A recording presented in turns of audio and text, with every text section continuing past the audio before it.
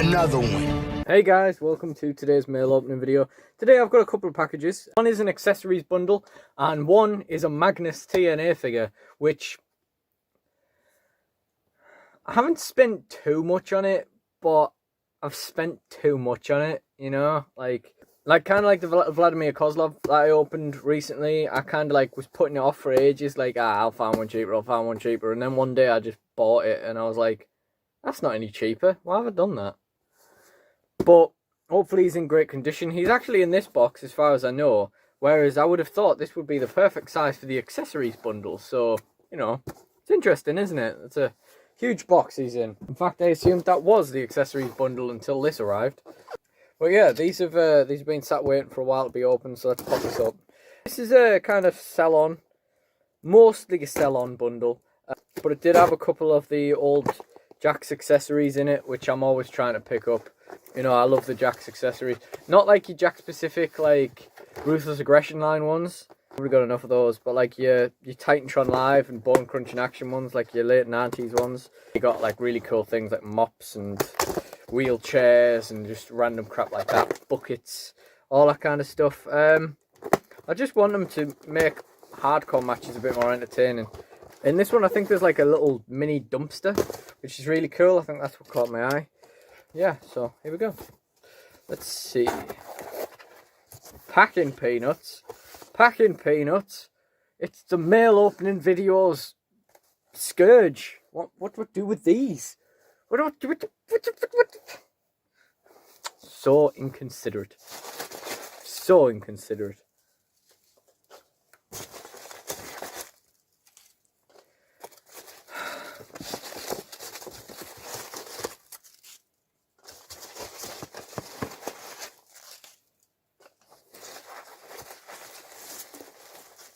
Alright, so the first thing we pulled out is the dumpster I was talking about. So that's nice. It's actually not as small as it looked in the photo. It's actually quite big. There you go, WWF dumpster. That's where modern WWE belongs, am I right? Am I right?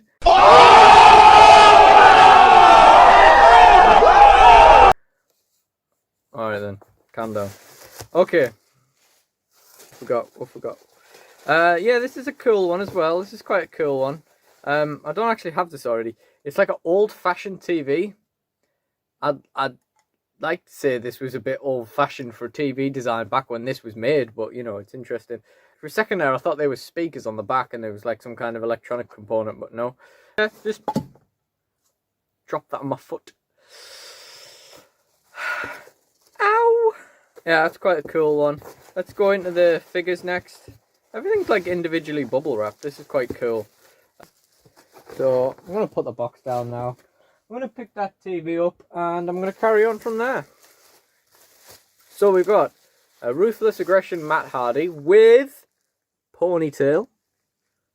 You can't ask for condition like that. I tell you what, this tomatoey Ewok will want a fair penny for his fancy dress. I shouldn't think he'll get much change out of £1,000 and all said and done. £1,000? I should say about £1,000. Matt Hardy with ponytail. That arm's loose. That one's pretty stiff. It's not loose, but like, you know, it's... If you try to animate something with that, it's going. You know. They never have two good arms. The Ruthless Aggression ones, they occasionally have one good arm. But they never have two. Deluxe Aggression Randy Orton. I had one quite similar to this, actually. He's got a massive fucking ding in his head. I don't know whether you'll be able to see that. No, it's out of focus, but huge ding in his forehead. Like, yeah. It's quite similar to one I used to have, which actually was the figure was the entire reason I pushed Randy Orton as much as I did back in the day. You know, any success he had in my Fed when I was a kid was because I loved the figure. Ab joint, very tight. Arms are okay, legs are a bit crap.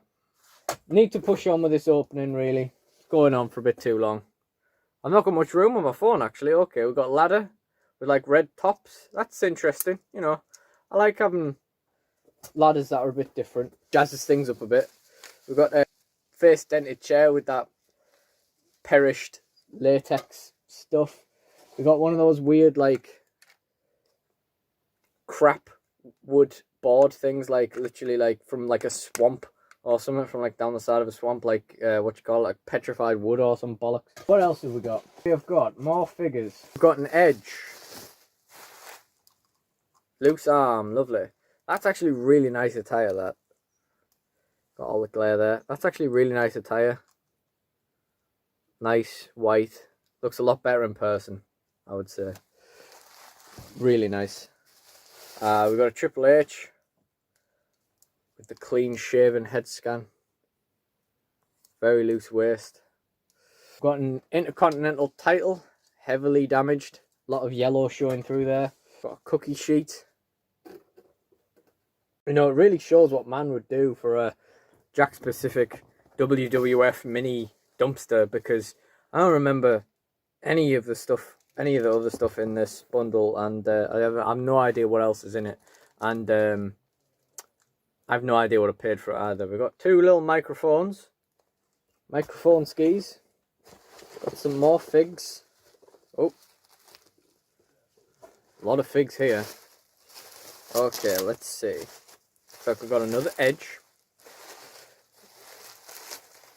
Oh, it's the Edge I already have. Except this one's got Parkinson's. Interesting. This is literally like my childhood Edge. Like, I didn't have a decent Edge until I got this one. Probably too late in my childhood for him to get any kind of singles run, really. What else we got? What else we got? What else we got? Deluxe Aggression CM Punk. Orange flavour on that one. No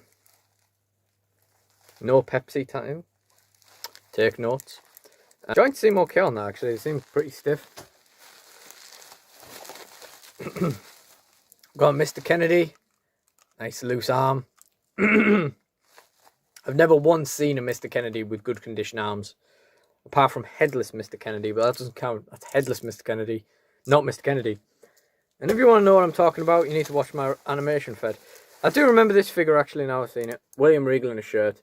It's quite nice. It actually looks a lot more like blue in the camera than it does in person. It actually looks way nicer. It's like a much softer blue in person. It actually looks a lot nicer.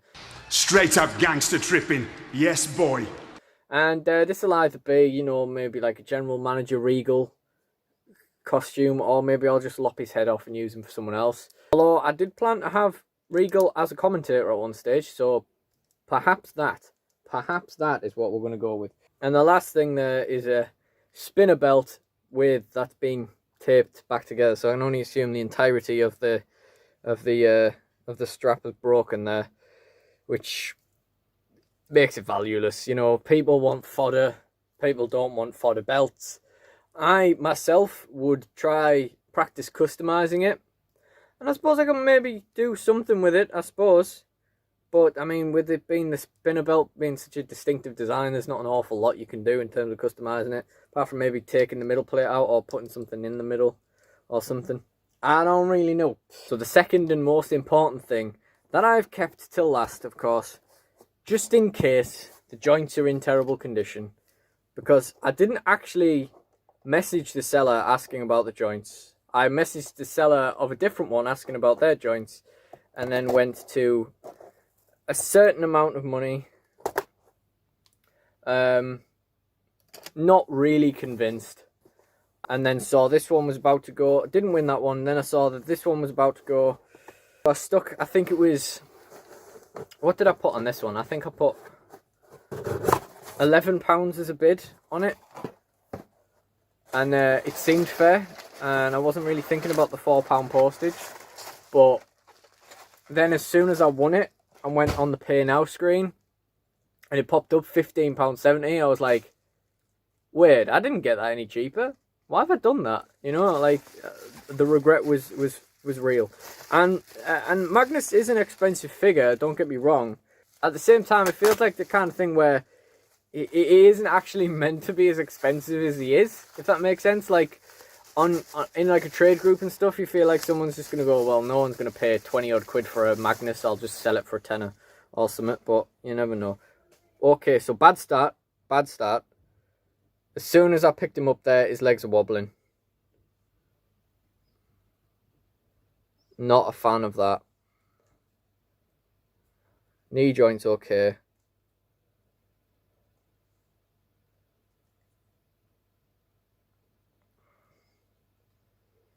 I resent paying this much money for a deluxe aggression figure in this day and age. That shoulder's loose. Oh, dearie me, dearie me, dearie me. Elbow's okay. Wrist is okay. Ab joint, surprisingly, probably the best one. Head's fine. Waist, it's fine. Other arm seems to be okay. Decal's a little bit scuffed, but not too bad. The main concern there is the legs. That's not great. And the arm, not so great either.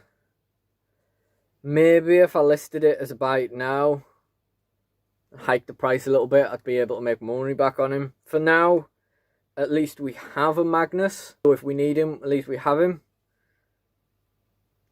Definitely feel like I've overpaid though. Definitely should have messaged the seller. It was weird. I can't remember what I bid on the one where I actually messaged the seller. But, I mean, surely it must have been more than 11. And then I went up to 11 on this one without even messaging them. And I was like, why have I done that? And now it's here in my hand with its legs flopping about.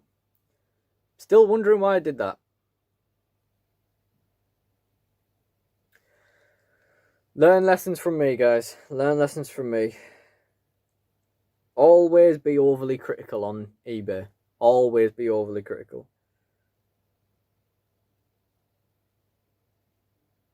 Alright, okay, I think that's long enough anyway. Thank you for watching this mail opening video, and goodbye.